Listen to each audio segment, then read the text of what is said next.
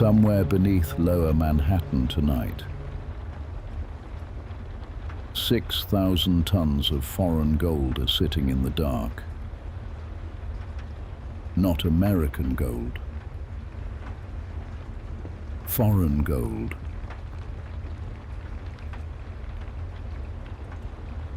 The metal belongs to governments scattered across continents. Yet it sleeps 80 feet beneath the streets of New York. Behind steel. Behind concrete. Behind bedrock older than civilization itself.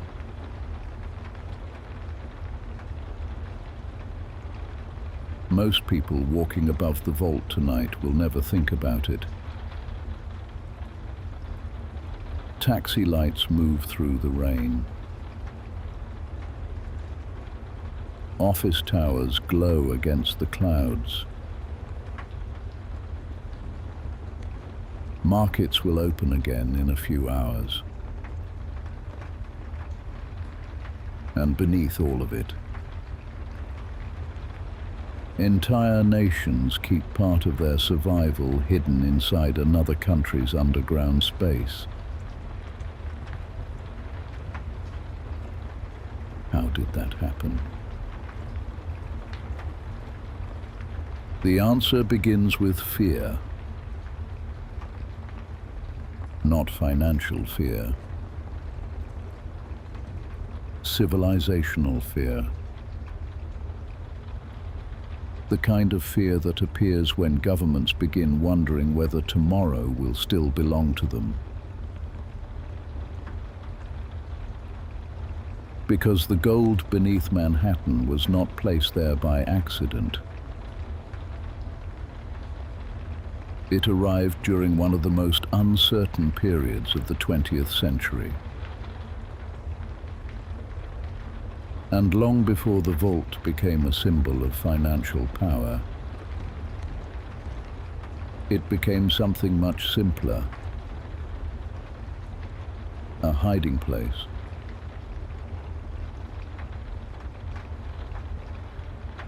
By the late 1930s, sovereign gold from across Europe had begun moving beneath Manhattan. It was not a seizure of wealth. It was an evacuation. Governments looked at the map of a fracturing continent, realized their currencies were nothing but paper, and chose to ship their national survival across the Atlantic. They needed a refuge that war could not reach. The old world was clearing its vaults. Hour after hour. Inside the stone basements of London, Paris, and Amsterdam, heavy vault doors were unsealed in the middle of the night. In the early months of 1939, heavy wooden crates stamped with incomplete merchant codes left the ports of Liverpool and Rotterdam. Inside were standard 400-ounce bars, the physical foundation of the old world's empires. Under the secret military protocol known as Operation Fish, the Bank of England packed its wealth into these ordinary boxes, labeling them as fish preserves to deceive foreign intelligence. They crossed the ocean on naval cruisers and ordinary cargo ships, moving through grey, heavy waves, vulnerable to U-boat torpedoes. The ships moved in total darkness. No lights were allowed on deck. The captains maintained complete radio silence for 3,000 miles, carrying nothing but dead weight and the survival of their nations.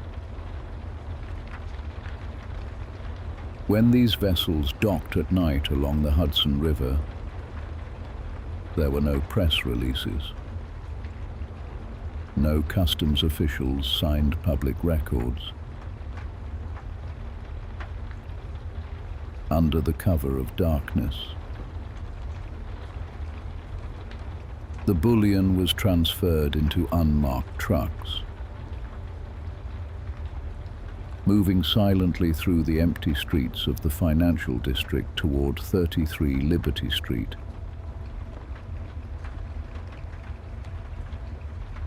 The city was asleep when the metal arrived. Adjust your breath.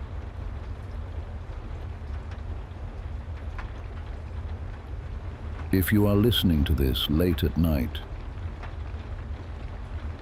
take your eyes off the screen.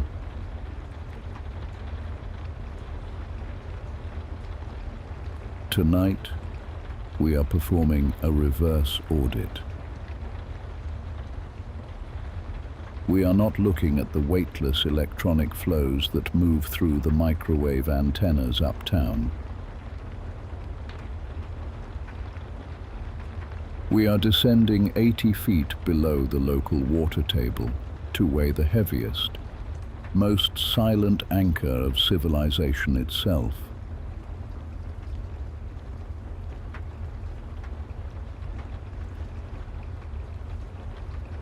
The trucks backed into the secure enclosed loading bays of the Federal Reserve Bank. The steel garage doors shut before a single bar was lifted. They placed it 80 feet below the street level. Few structures on Earth are capable of supporting this concentration of weight.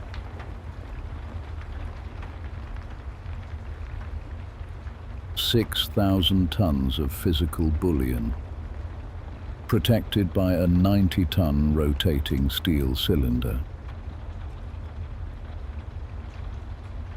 The repository had to be built directly into the bedrock formed millions of years ago. The Manhattan schist. The gold needed the solid stone. Without a geological formation of this depth, the sheer mass of global anxiety would sink into the earth. The columns of the building itself would buckle under the localized gravity of so much compressed wealth.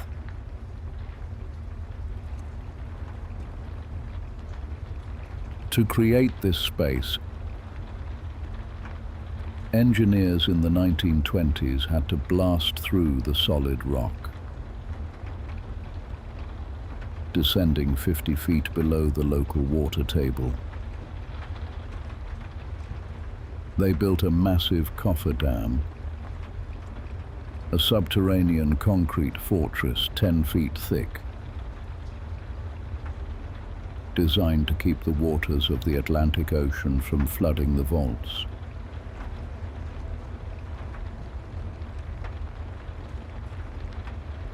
Inside this concrete shell, the air is artificially dried and kept at a constant temperature. It is an artificial cave, hollowed out by dynamite.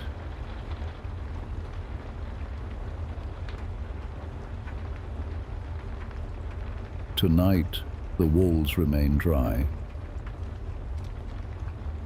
The concrete keeps the moisture away from the metal. The ocean is only a few hundred yards away, pressing against the outer walls. but inside the cave. The air does not change. As each crate was lowered into the deep through the secure elevator shaft, a specific institutional ritual began. Clerks wearing heavy safety gear opened the wood, lifted the bars, and verified the stamps of the European mints. Every single bar was weighed on an ancient mechanical balance scale. The mechanism can detect a variation as small as 1/3 of a grain. The metal remained motionless. The clerks did not speak. The only sound in the underground chamber was the mechanical click of the balance adjusting to the weight of each bar. The clerks recorded the purity, the country of origin, and the unique refinery numbers into heavy, leather-bound logbooks. They did not write names. They only wrote numbers. Once verified, each bar was stamped with the word earmarked. The designation was final. The European nations kept the ownership certificates in their files. The American institution provided the dark space beneath the ocean level.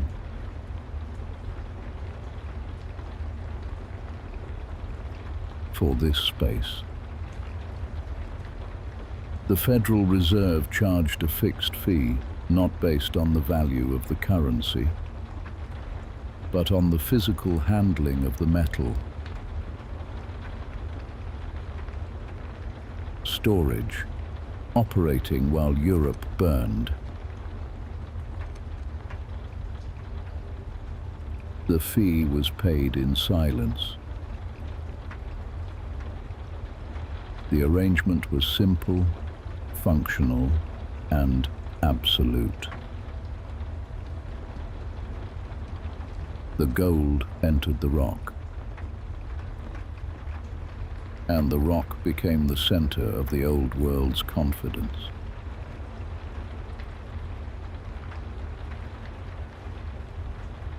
For 30 years, these bars would not see daylight. They became part of the geology of New York, a silent layer of foreign sovereignty resting quietly beneath the feet of American brokers.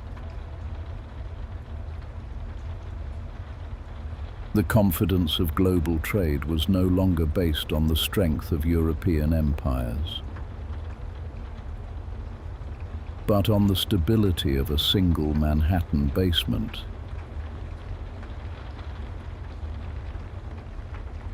The gold remained underground. The continental transport was not a victory parade.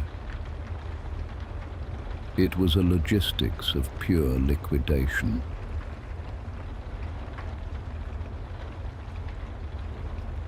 As the bars crossed the Atlantic under Operation Fish, they underwent a process of structural depoliticization. Before entering the rock, the wealth was stripped of its history. The mint marks of crumbling European empires. The eagles, the Republican seals, the Weimar serial numbers. were erased inside the heat of the refining crucibles.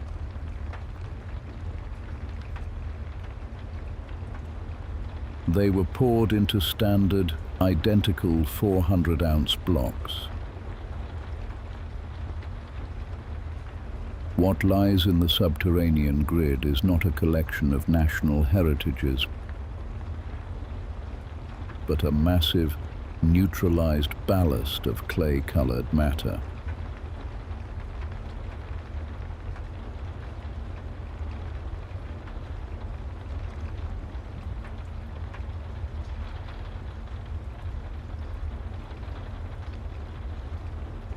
To enter the core repository, the path does not go through security doors with digital keypads. The entrance is a physical paradox. It is a single 90-ton cylinder of solid steel, 9 feet high, set into a massive frame of reinforced concrete and Manhattan schist.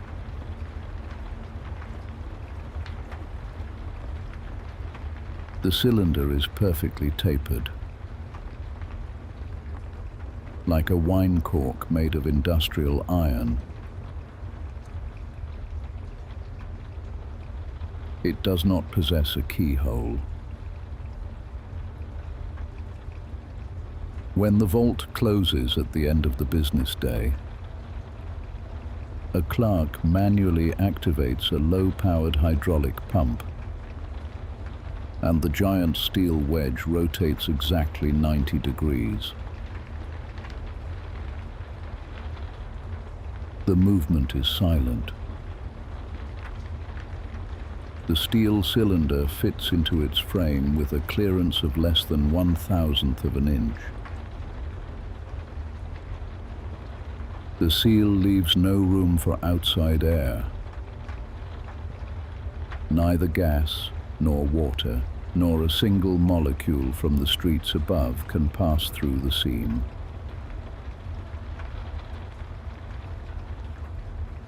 The steel creates the boundary.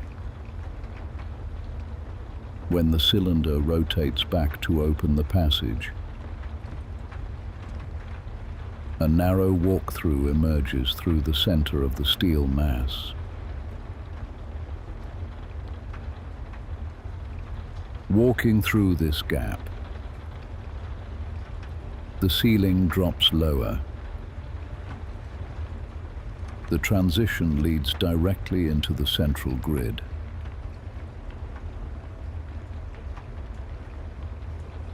At regular intervals throughout the night,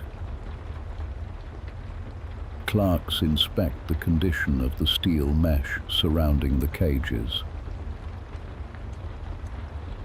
A flashlight beam moves slowly along the iron intersections, checking for corrosion, loose fasteners, or deformation caused by decades of concentrated weight. The inspection sheet is attached to a clipboard with a small brass clip. The results are recorded by hand.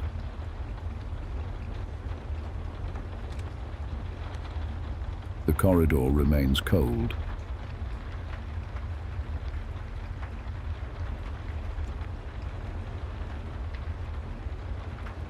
Further down the hall, another technician wipes condensation from the outer casing of a fluorescent ballast mounted near the ventilation duct.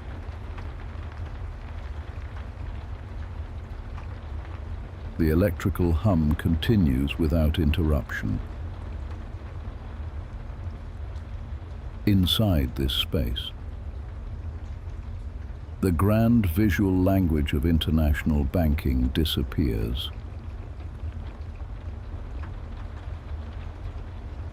There are no polished wood desks,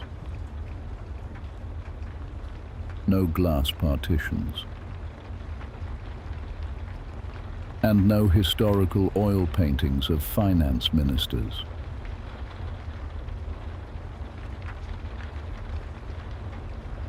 The floor is raw, unpainted concrete, worn smooth by decades of concentrated heavy labor. The lighting comes from standard, low-frequency fluorescent tubes that hum faintly in the constant chill.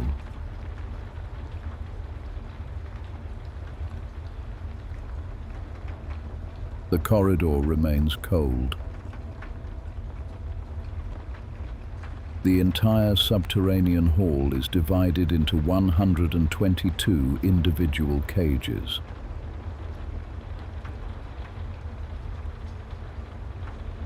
These structures are built from ordinary, thick steel chain-link fencing, reinforced with heavy iron angle bars bolted directly into the rock above and the concrete below. The architecture resembles a warehouse for industrial spare parts. Each cage is secured by an ordinary mechanical padlock that requires 2 separate keys. Held by 2 different officers from separate departments of the bank.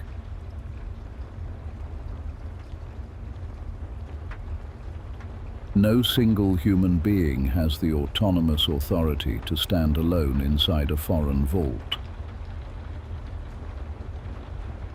On the wire mesh of each door, there are no national flags. There are no coat of arms. There is only a small, rectangular plastic tag bearing a painted number. One number corresponds to one specific central bank across the ocean. The identities are hidden behind the digits. The 2 officers holding separate brass keys do not perform a geopolitical ritual. They are administrative parts of a blind plumbing system. To them, the shift of $1 billion in sovereign credit requires no more emotional validation than replacing a flickering fluorescent tube near the ventilation duct.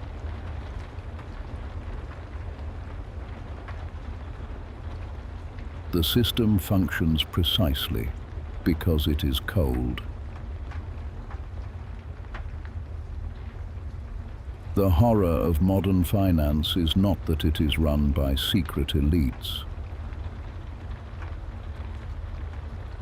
The horror is that it is run by standard operating procedures that have outlived the statesmen who signed them.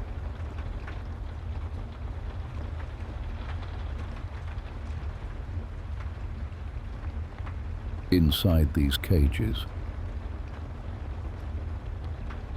the gold bars are stacked in long, motionless rows. They do not shine under the fluorescent tubes. They are covered in a dull, heavy patina, the color of wet clay.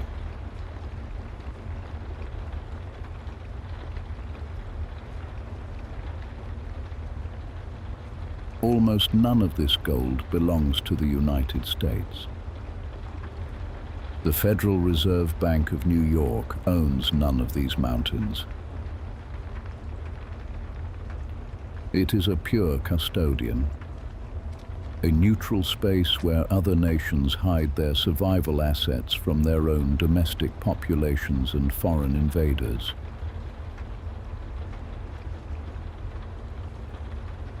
When global trade shifts, or when 2 sovereign nations clear their accounts at midnight, no ships leave the harbor. No armored trucks navigate the bridges of Manhattan.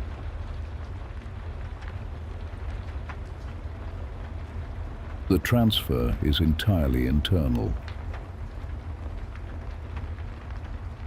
The central banks in London or Frankfurt send a digital message through an encrypted network. The instruction travels across oceans in milliseconds. But when it arrives here, the speed of modern finance hits a rigid, physical wall.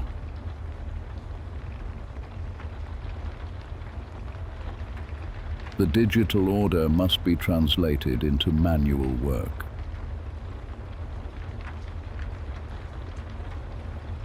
Two clerks walk down the quiet concrete corridor. Their footsteps echoing off the steel mesh. One clerk carries a leather clipboard containing the matching serial numbers. The other clerk carries a set of heavy brass keys.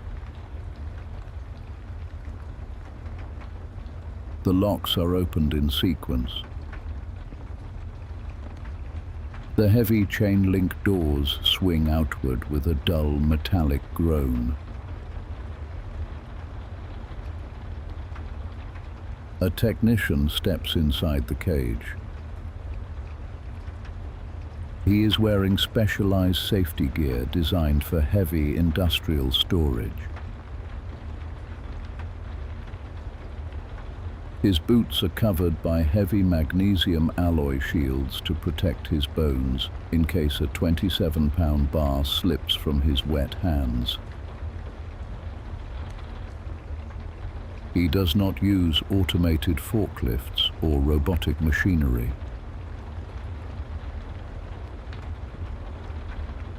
The space inside the cages is too tight, and the risk of structural damage to the inventory is too high.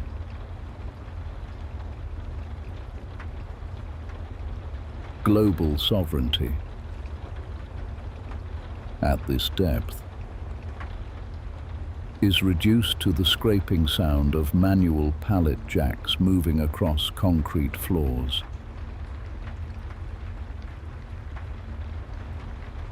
The operator reaches for the gold. He lifts each bar manually, using thick industrial gloves to prevent the oils of human skin from contaminating the purity of the assay. The bars are stacked using an interlocking grid system. 3 bars running north to south, overlaid by 3 bars running east to west.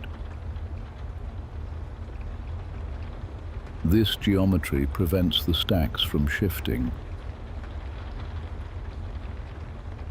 If a stack deviates by even half an inch from the vertical line, the extreme weight will cause the entire pile to buckle, throwing thousands of pounds of metal against the wire mesh walls. The technician loads the bars onto the manual pallet jack. One by one, the tires of the jack are made of solid, hard rubber, designed not to burst under the pressure of 3 tons of bullion.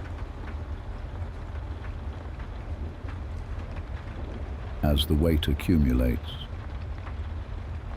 the frame of the jack lowers. Its iron springs compress to their maximum limit. The operator strains against the dead weight, pushing the pallet jack out of cage 42.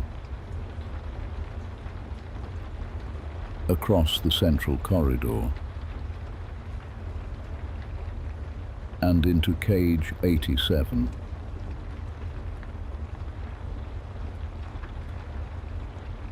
The jack moves slowly.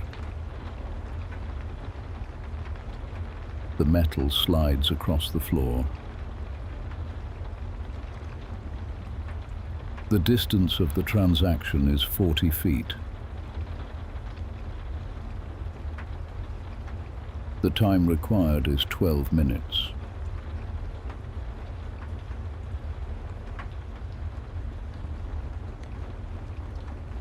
In those 12 minutes, a sovereign debt that has persisted for decades between two industrial superpowers is completely liquidated. The balance sheets are rebalanced. The currency values are protected. And international trade continues for another quarter.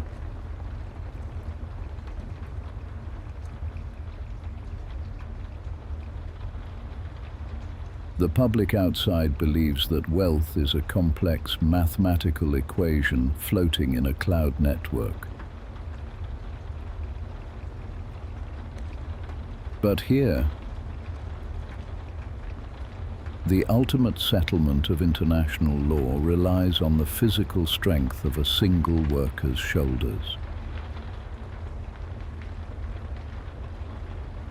Moving a mechanical lever in an underground tunnel.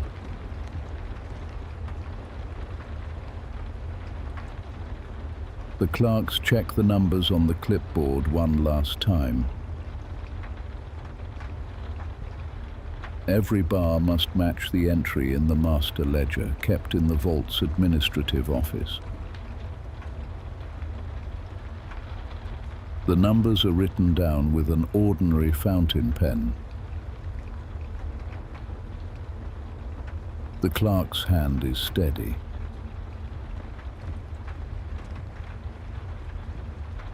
When the ink dries on the paper, the transaction is legally complete. The locks are closed again.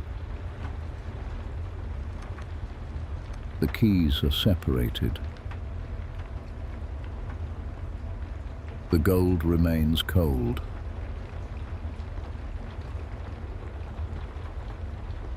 The cages do not change their appearance.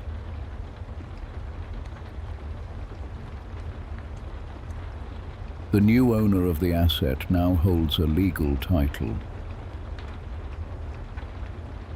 but the physical substance remains tied to the bedrock. The ownership changes. The placement stays.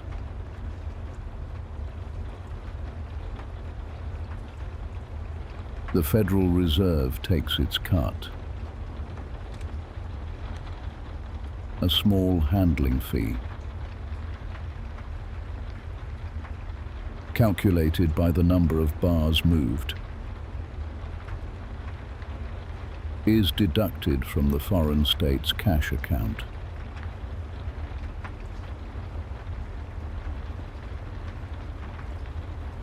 It is a storage economy that operates without sentiment or political preference.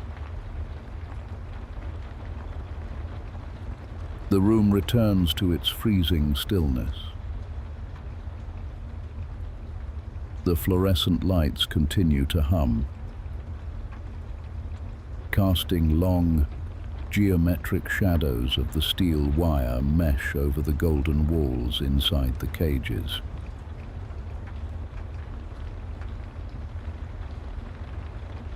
No one speaks in the corridor. The international monetary system has functioned this way for generations.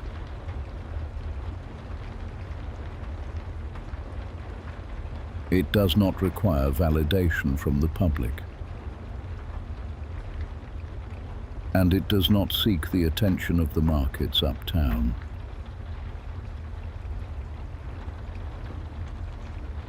It works because it is heavy, because it is slow, and because it is locked away where the air cannot move.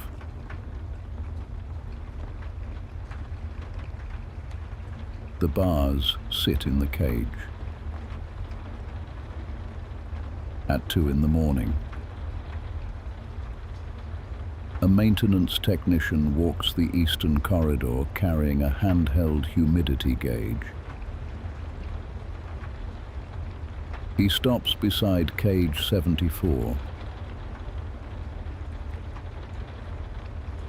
The digital reading is checked against the atmospheric calibration sheet stored in a steel cabinet near the ventilation junction. The humidity level remains within the acceptable institutional range. The air remains dry.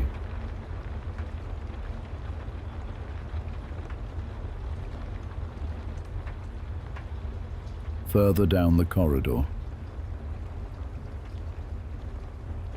another clerk replaces a fluorescent tube that has started flickering above the central passageway.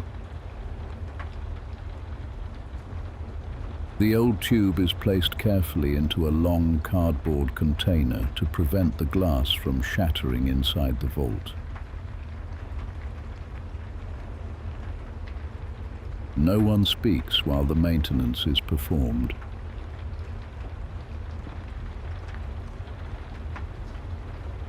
The gold remains motionless.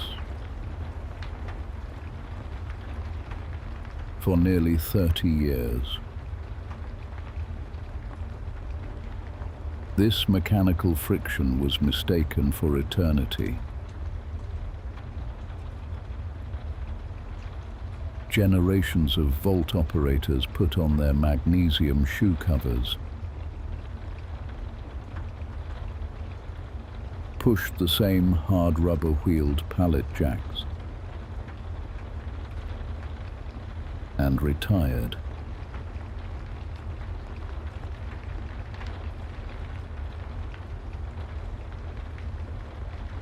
The distance of the transaction was always 40 feet. The time required was always 12 minutes. Because the movement was so repetitive, so dull.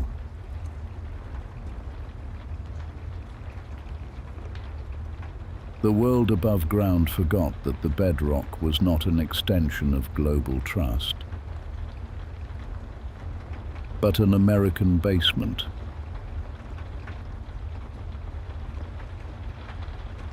They mistook the custody for a service, until the day the service became a cage.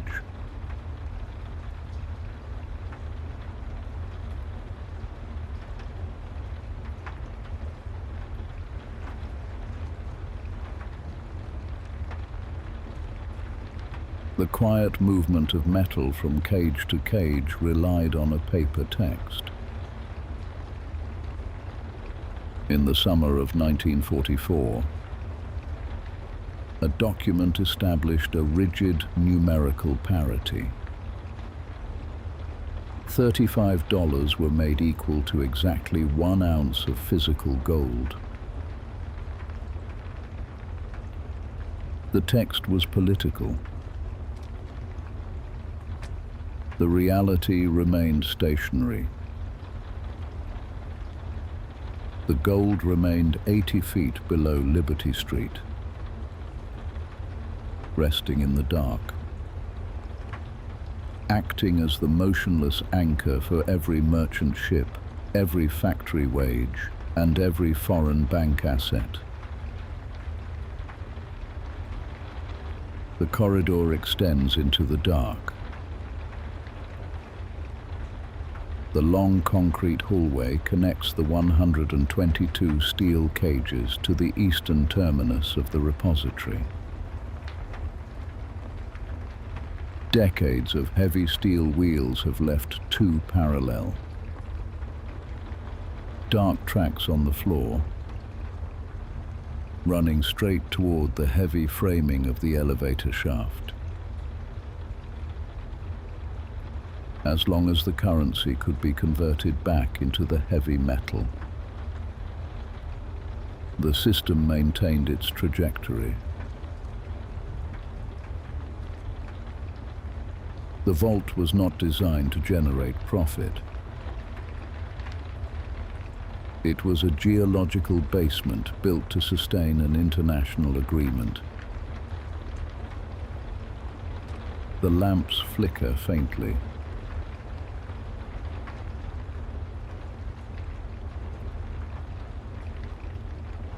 By the late 1960s, the numbers on the ledger no longer matched the weight in the rock. Across the ocean, a foreign state accumulated paper balances and requested a physical settlement. They required the immediate return of their national metal to their own domestic territory. The transport required naval vessels to cross the Atlantic Ocean. The state wanted the actual weight. They did not want the credit lines anymore. The masonry is silent.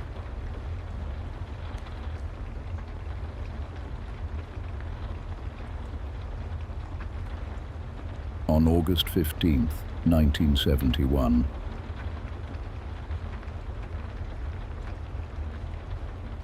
the system did not explain itself to the markets. It simply ceased to offer an exit. The response was not an economic policy. It was a physical immobilization. The single elevator shaft connecting the underground grid to the outside world was locked.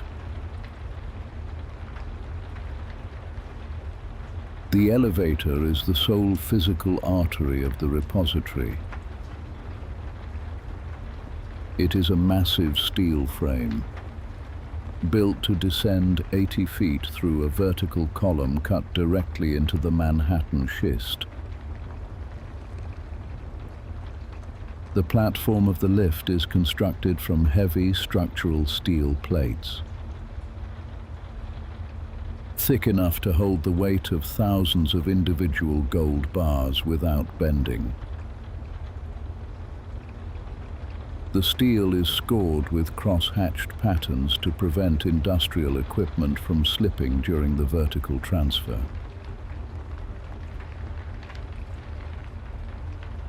The cable stopped moving.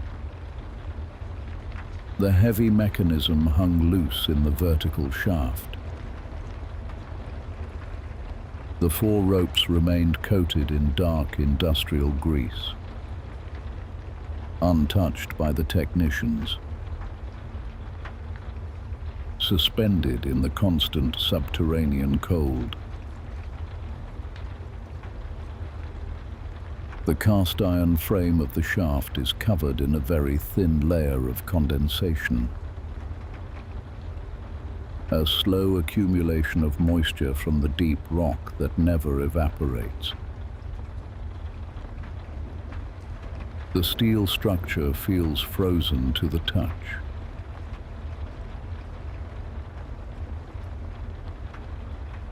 Inside the shaft, the air doesn't move. The temperature is lower than in the central corridor. The platform stayed at the bottom level. It sat flush with the raw concrete floor of the central grid.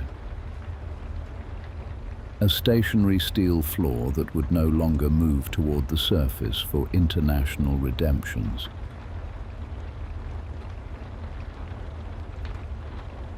Near the base of the lift, a single manual pallet jack sits empty, its iron handle resting against the wall of cage 112. A stack of 6 gold bars remains on a wooden pallet near the platform edge, left behind when the final instruction was transmitted from the offices uptown.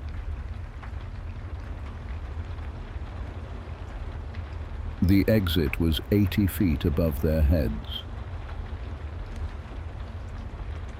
The foreign institutions still held the certificates. The numbers in the archives continue to show legal ownership of the 60,000 gold bars resting in the dark.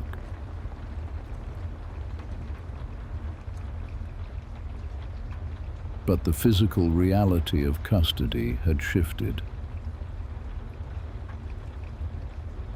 The metal was accessible on paper, but separated from the surface by a locked vertical shaft and an American security detail.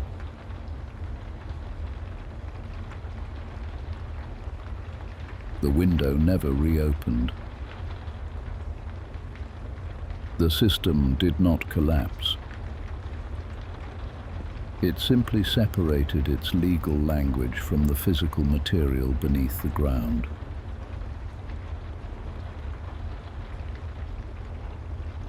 The gold remained underground. The paper continued moving above it. The gold stayed in the bedrock, silent and dark, sealed within the chain-link cages.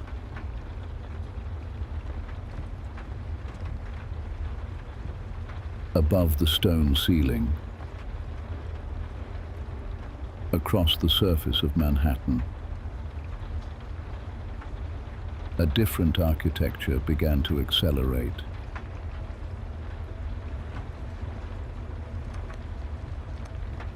Uptown, inside the commercial bank headquarters,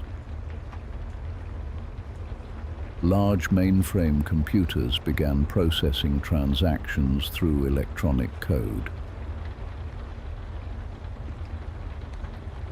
The paper currencies drifted away from the geology below,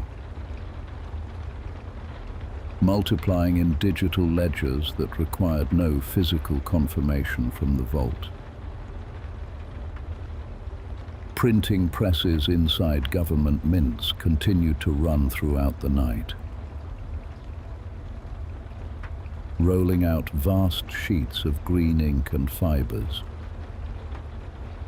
moving through distribution networks across global shipping lanes. The bills accumulated in cash drawers, vault rooms, and wallets in cities across the world, each one bearing the legal text of a sovereign promise, but none carrying the gravity of the rock.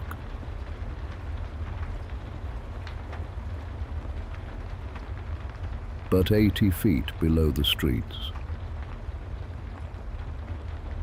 the true architecture did not adapt.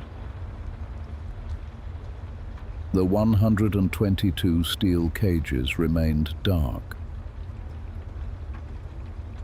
The leather-bound logs from the 1930s remained inside their metal filing cabinets, their pages dry and yellowing in the artificial climate. The iron padlocks on the cage doors did not gather rust, because the air contains no moisture. But the keys remained locked in the administrative safes on the higher levels. The inventory stayed fixed in its matrix, The air in the shaft remains stationary.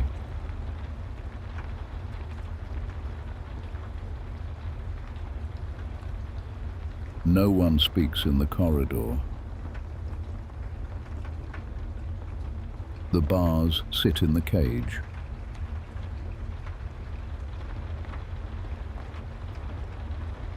After August 15th, 1971, the vertical lift was immobilized.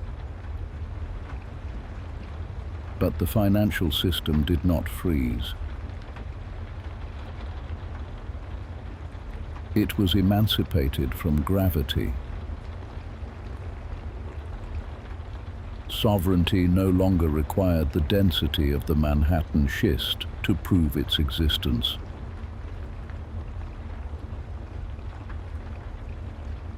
It migrated upward, expanding exponentially inside the magnetic tapes of mainframe computers. The green ink of the printing presses ran faster through the night, rolling out fibers that carried promises but no weight. The electronic hum you hear tonight in the financial district is the sound of the virtual ledger performing a half-century of free fall, entirely detached from the 6,000 tons of dead weight locked in the dark below.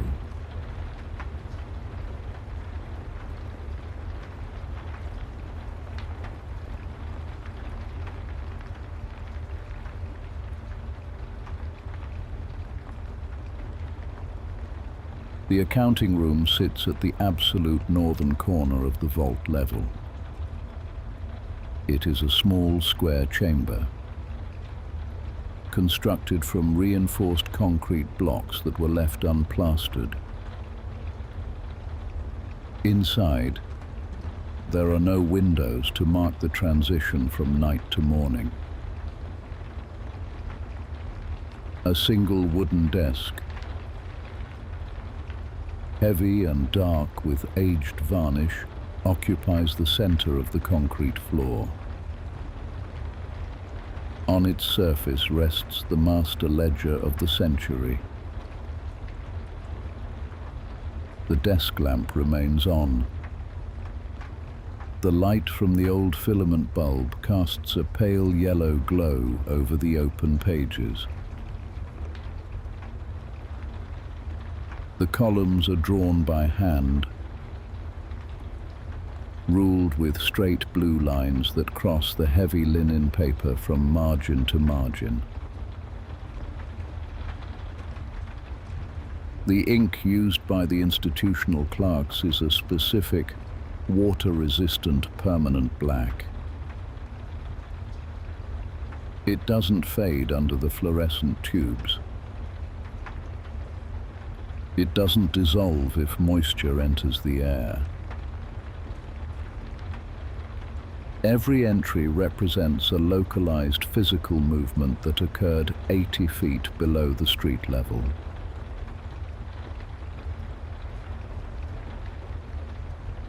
On page 412, a single line shows the deposit from 1939. On page 680, a small notation records the closing of the vertical elevator shaft in 1971.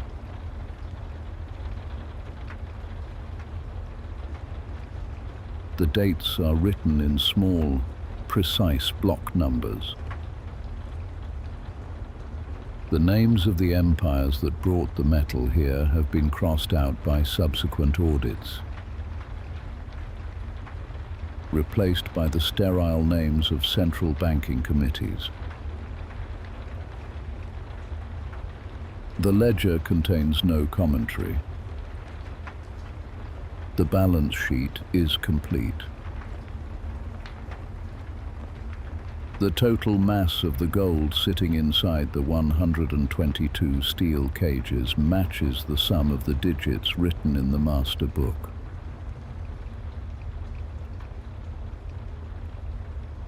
The weight in the rock has not changed by a single grain since the final door was padlocked.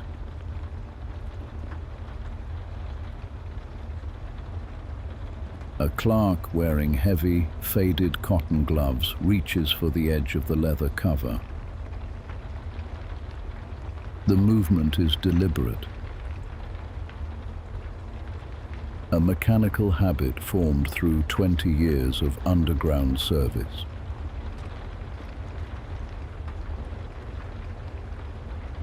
The book is closed. The sound of the paper sealing against paper dies instantly in the concrete chamber. The clerk places a heavy brass paperweight over the closed cover, turns off the desk lamp, and steps out into the central corridor.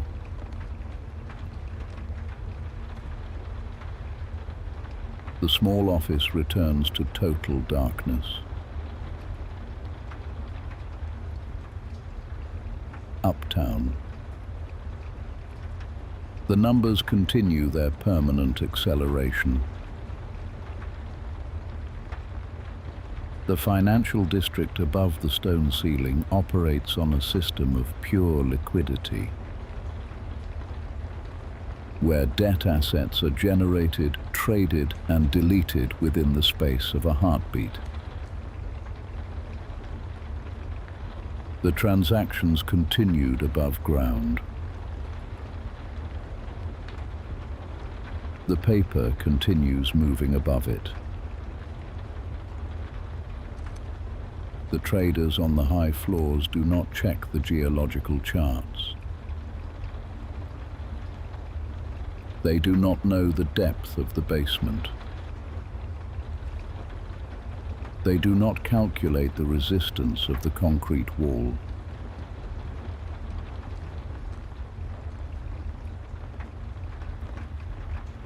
But 80 feet below their feet, the reality remains motionless.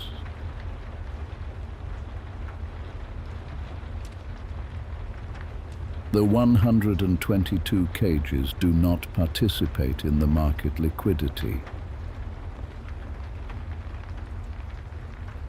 The 6,000 tons of gold sit on their wooden pallets, cold, dark, and indifferent to the fluctuations of the interest rates uptown.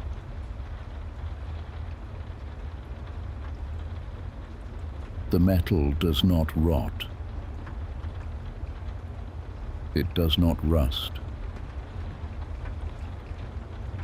It does not generate interest.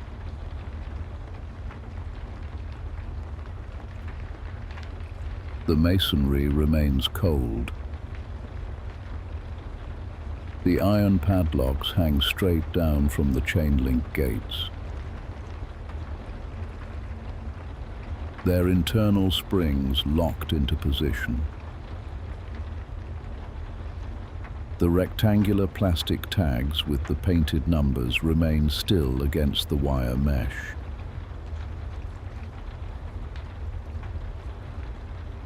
The air inside the storage vaults doesn't change its density. The dehumidifiers continue to pull every trace of moisture from the atmosphere, maintaining a dry, sterile vacuum where nothing can grow and nothing can decay.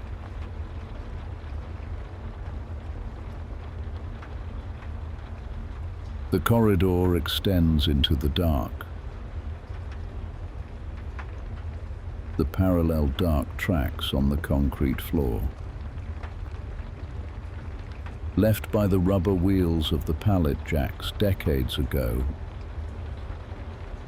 run straight into the shadow of the sealed elevator shaft. The iron guide rails stand vertical in the tunnel. The ownership stays in the cloud. The placement stays in the rock. The technicians have left the floor. The administrative officers have returned to the higher levels. The 90-ton steel cylinder at the entrance remains turned to 90 degrees, sealing the vault against the entire planet.